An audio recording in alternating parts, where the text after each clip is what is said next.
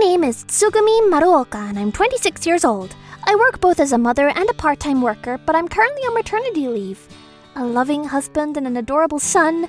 What more could I ask for? I'm the happiest I could ever be right now. However, my past was not a pretty experience. I think I can very confidently say that I've had a rough time. I have a cousin called Eriko. She was like an older sister, 3 years above my age, but she was a wild one.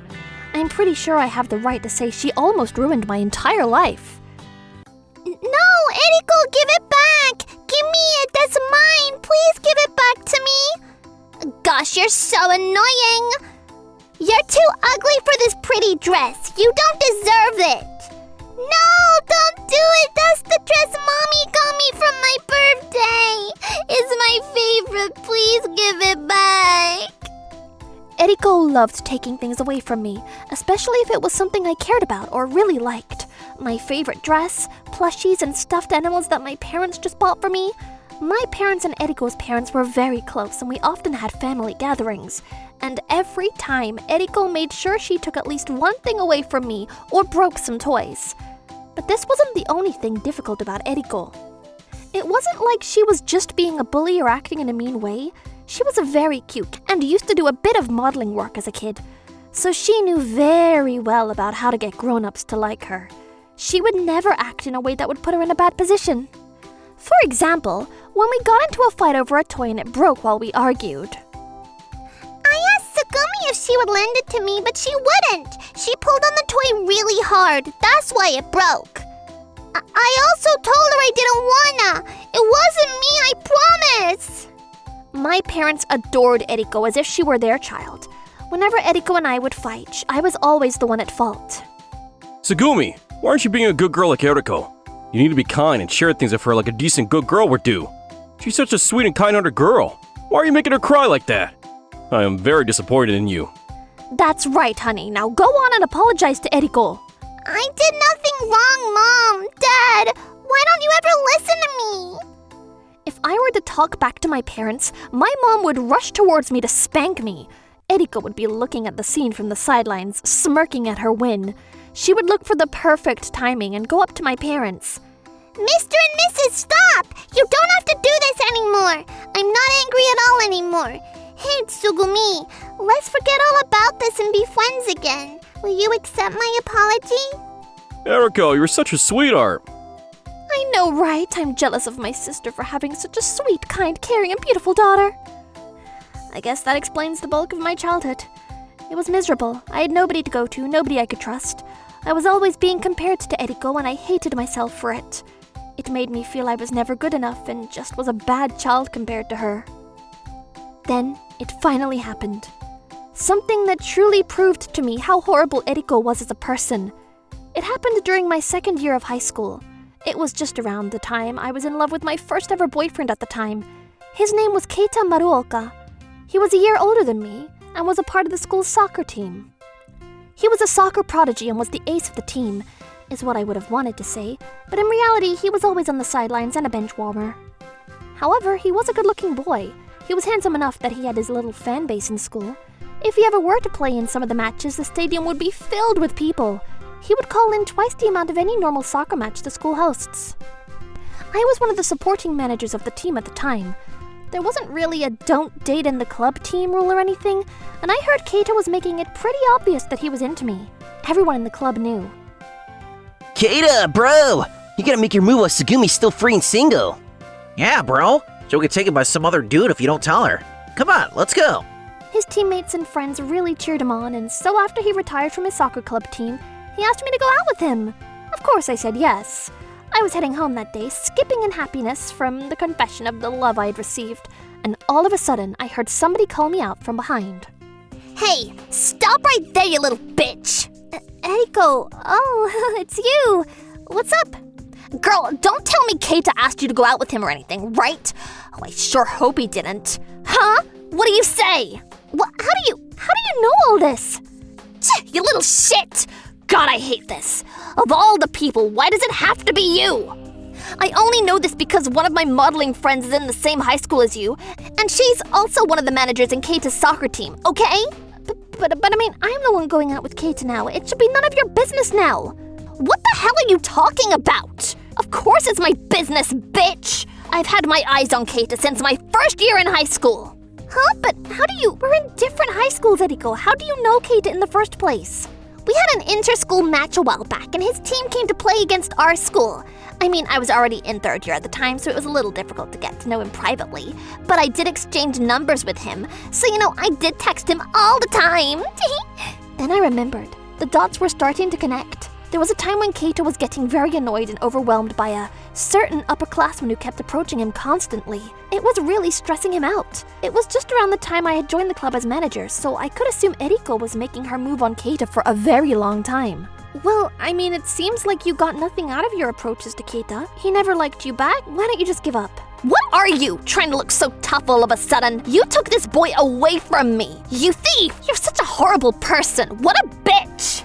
Well, that's a lot coming from a bully and a thief who tormented my childhood life. You know what? Forget it. Just say what you want. You don't bother me anymore. I don't want to see you ever again.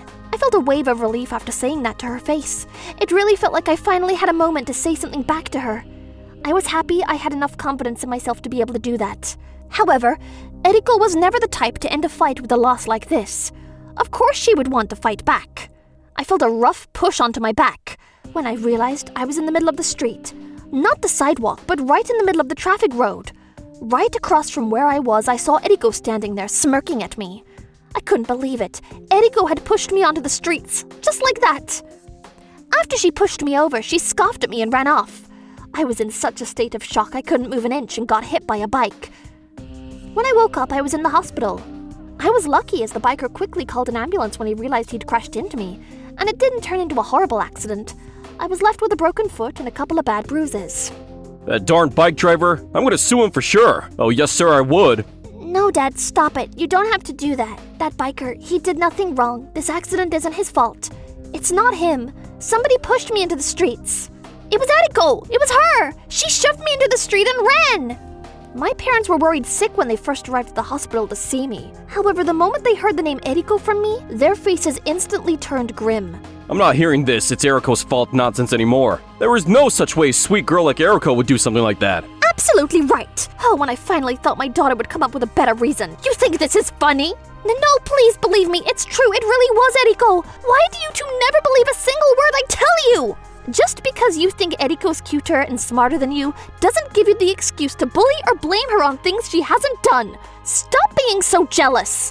What on earth are you? You're not making any sense. You know, you've always been like this since you were small. You were always nitpicking things and looked for ways to complain about Eriko this, Eriko that. You embarrass me. Why do you have to be like this? I've always wished Eriko was my daughter. Mom, you've always thought of me like that? That's just too horrible, Mom! I couldn't hold back anymore. The tears kept flowing and I cried like a little child from my mother's words. Then, the police officer who was listening to the bike driver's story came over to talk to us. He told us that the driver also explained the situation as a girl suddenly jumped into the road. It looked like somebody shoved her on purpose. However, unfortunately, at the time of the event, there were not many people around and we weren't able to get enough witnesses. I wasn't able to prove it was Eriko who shoved me onto the street and almost killed me.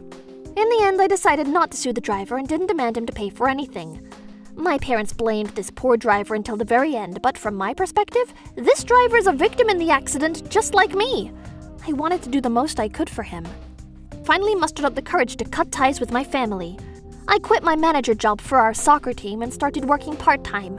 I wanted to save up as much as I could to leave my home.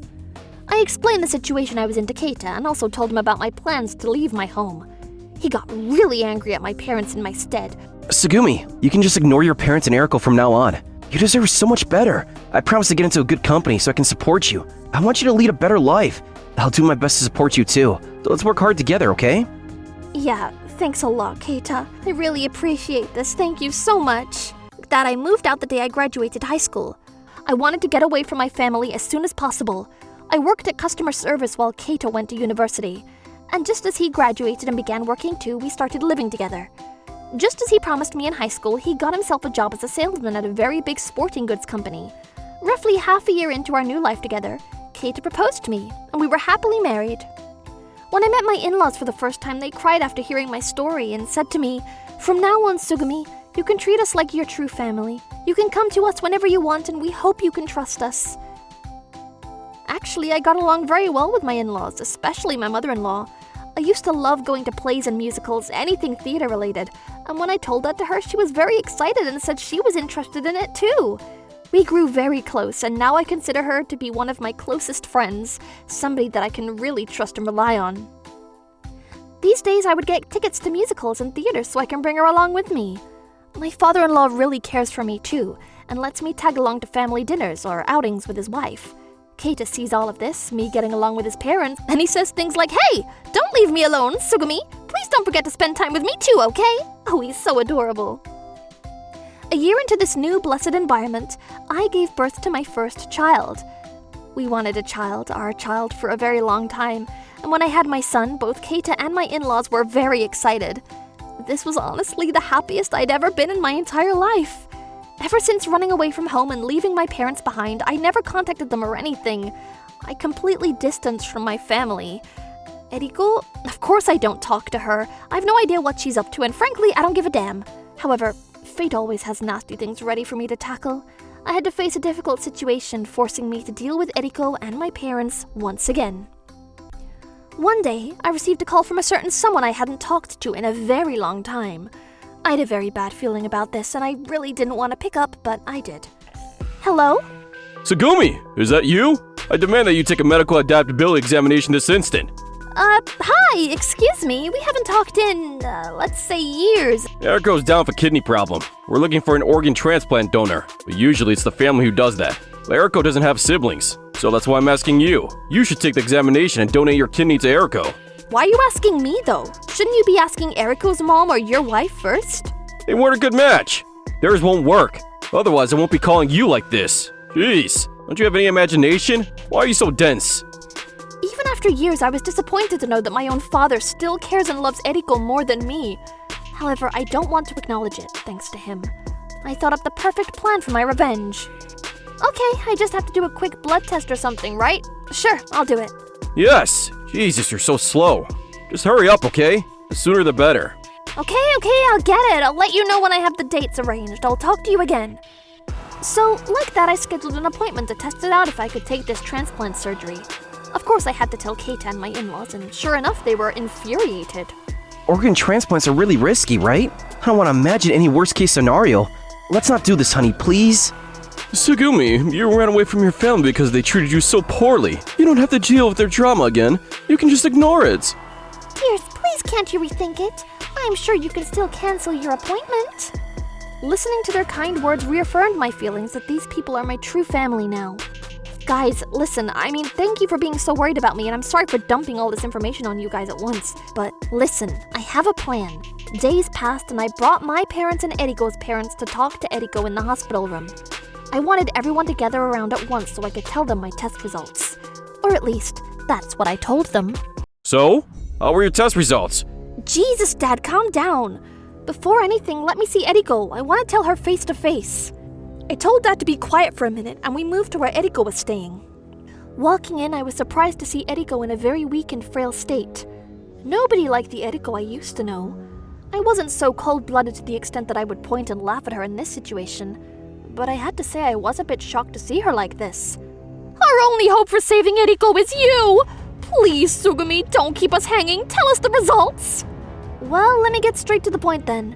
I was a good match. Both parents were overwhelmed with happiness when they heard my words. They cried as they laughed, and Eriko and her parents broke into a huge group hug. Well done. That's my girl. With these results, you finally made us proud for once. The sooner the better, right? Let's call the doctor in and start scheduling the procedure. Hi! I'm so very sorry to break it to you, but I never said I would agree to this organ donor talk. I just came to tell you I was a good match. What the heck? Well, I'm sure everyone here is aware that organ transplants can be very risky and dangerous. Plus, there's a long list of conditions and requirements that I need to meet. And in this list, there is one checkbox that is super important. Can you guess what it is? It's the donor's consent. I absolutely do not wish to give away my kidney to Eriko. I don't want to do this. The reaction I received from my parents was not good. I got what I expected. Well, it's their fault for just assuming I'd agree to the surgery without asking me properly. How dare you say something like that? If you don't understand that Eriko's life is at risk here, if you don't agree to the surgery, Eriko's going to die. Are you implying that you're willing to murder this poor girl? Your father's right, Tsugumi. You must be crazy saying something like that. There's no way you would let Eriko die like this, right? Why would you say something like that? To my daughter, why? Ever since you two were small, you've always had something against Eriko. What did my daughter do to you? Why do I hate her so much? Oh boy, you guys should buckle up because I have lots of stories to tell. I've been bullied. No, that's too soft a word. I was tormented by Eriko for the longest time. My goodness! What on earth are you talking about, Tsugumi? It was time for the showdown. I was ready for Eriko to spit out the truth about everything she'd done to me. Eriko, I forgot you were there. You can talk, right? It's not like your mouth is sewn up or anything. Go on, talk! Talk about all the shit you've done to me and how you ruined my life growing up. If you're honest about it, you never know. I might change my mind about the whole organ transplant deal. Eriko, honey, why are you being so quiet like this? You've done nothing wrong, right? I mean, you couldn't have. Be honest with us, honey. Ever since I was small, I just took stuff from Tsugumi. Clothes, toys, presents, everything. Eriko started mumbling, and when both parents heard that, I knew they were shocked. Almost devastated. However, Eriko stopped talking after a while, so I took her place and continued her confession. My favorite dress, my favorite toys and plushies. Eriko took everything from me. Even if I cried and begged Mom and Dad to make her stop, you never listened, did you? You even said I was in the wrong for not lending her my toys. I was always told I was the bad one. Do you understand how detrimental that is to a kid's well-being? Beautiful parenting skills you have, huh? My parents tried to butt into my little speech, but the more I spoke, the more quiet they became. I wasn't gonna let them get away with this. But you know, the shit I went through in my childhood, I could still let that slide. What really pushed things was the accident I got in high school. Eriko, if you don't admit that you were the one who pushed me into the street right here, right now, I'll never say yes to the surgery. Tsugumi, enough of this nonsense. I'm telling you that was the biker's fault. Shut up, Dad! I'm speaking with Eriko right now. I need answers from her, not you! I screamed at my dad, and that sort of did the trick because he immediately stopped talking. This was the first time I'd ever spoken like this to my parents. I'd never raised my voice like this or openly fought with people, so they must have been surprised. A few minutes passed by, and Eriko finally spoke. In a slow and quiet voice, she said, "'Cause it's your fault, Tsugumi. I had eyes for Keita for a good while, much before you came along. I couldn't stand getting the guy I liked stolen from a stupid little girl I've hated for the longest time. I didn't like that. That's why I shoved you into the road. There, I said it. Are you satisfied?" Eriko, you can't be serious. Are you? No way. Everything you own belongs to me. You don't deserve any of this. Even your parents said they wanted me and not you. Nobody loves you, you hear me? Nobody cares about you! Before she could finish her words, a hard slap echoed in the hospital room. I couldn't process what had happened. It all happened so quickly. But Eriko's dad hit Eriko's face. Oh, Dad, what are you doing? That hurt. Tsugumi, I'm so sorry for what my daughter had done to you. I can't believe that accident you were in was caused by my own daughter. I told you guys numerous times, but you never listened, and you never believed a single word I said. You all believed in Eriko without batting an eye. Ever since that day, I never considered any of you family anymore, and I don't trust any of you. I only came here today because I thought if Eriko spills the beans in front of all of you, maybe you would finally get a grip on the situation. Both parties were overwhelmed with the information that got dumped on them. It's been years since that accident happened, but I guess the hard truth still shocked all of them. The only person who kept a firm attitude through and through was Eriko's dad. I know it seems unfair to say this now, but I've always thought something was off between you and Eriko. Tsugumi, you were such a sweet and kind-hearted girl, but it seemed like there was always trouble between you and my daughter. It always seemed strange to me, even from a grown-up's perspective. It didn't seem like there was anything wrong with Tsugumi. But you know, Eriko did have problems at school. She was quite the troublemaker, and at one point she bullied a kid so badly, it made him unable to attend school anymore. Dear, you don't have to say that in front of people like this. What? I never knew that. Eriko really did that. But there's no way. Hearing Eriko's dad's story, It seems like her goody two-shoes side was pretty worn out at an early stage. However, Eriko's parents kept brushing things under the rug and made sure nobody else found out the true side of their daughter, my parents included. They were totally clueless about it. Look at how my daughter treated this poor kid. I thought for a moment that maybe she was doing the same thing to you, Sagumi. But even after all that, Eriko was still our daughter. Isn't it natural for parents to think their child is the best out of everyone? Even though I was suspicious about a lot of things, I couldn't get myself to blame my daughter. I couldn't protect you. I'm so sorry. As Eriko's dad finished speaking, he bowed his head in apology. I wasn't expecting to see any of that today, so it really surprised me. But nothing matters. I don't give two damns about it anymore. An apology like that, it doesn't mean a single thing to me anymore. It's too late. The pain and suffering I went through, it's not going to heal itself, and that apology isn't helping either. Back then when that accident happened, I almost died there. Eriko tried to kill me. It's almost a miracle I'm standing here with you guys today. There's no way in hell I'm gonna risk my life to save a person that tried to murder me. No freaking way in hell. You can't just say that, please. You said that if Eriko confesses, you'll agree to the surgery. Wow, you believed that? Do you think I truly promised such a thing? Of course I lied. I never wrote a physical contract or anything, did I? Pah! You guys just lose all your brain cells or something when you talk about your daughter, don't you? I definitely don't want to become a mother like you. There's no way a delinquent daughter like you can ever be a parent, let alone get married. Yeah, who would want someone like you? Too bad I'm happily married and already have a child, an adorable baby son, that you guys will never, ever get to see. I'm happy enough. What on earth? It was almost hilarious to see my parents flustered like this. Now this is what I call peak entertainment. I could easily imagine that they never dreamed I would be leading a happy and peaceful life without them. My in-laws are my true family now. I consider them my parents, not you two. How about this? From today onwards, I won't be your daughter anymore. Instead, you can get Eriko. How does that sound? That's been your dream for the longest time, hasn't it? Well, that'll be it from me today. I bid you farewell. I hope I'll never see you all ever again. Having said that, I made a run for the door. I heard voices yelling after me like, "You devil!" or "I'll cut ties with you!" or words along the lines of that, but honestly, the more the better. Anything to cut ties with them, yes please! Just like that, I was finally able to end my relationship with my biological family. To this day, I still don't regret the choice I made. So it's like, maybe I should have chosen to be the donor for Eriko and never crossed my mind. I understand that the choice I made may result in people calling me a cold-hearted murderer. But I still feel like I made the right choice for myself. The right choice for my life and my mental health. I also wanted to save myself that was trapped in the past of being tormented and traumatized by Eriko. That was all I wanted to do. Nothing more, nothing less.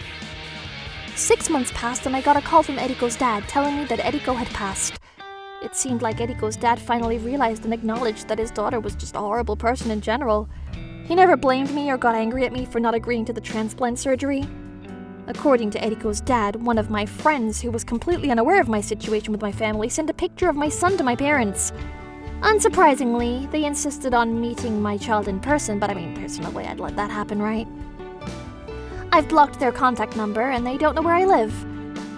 They don't even know my current surname nor my husband's name. I'm sure they won't be able to crack the code.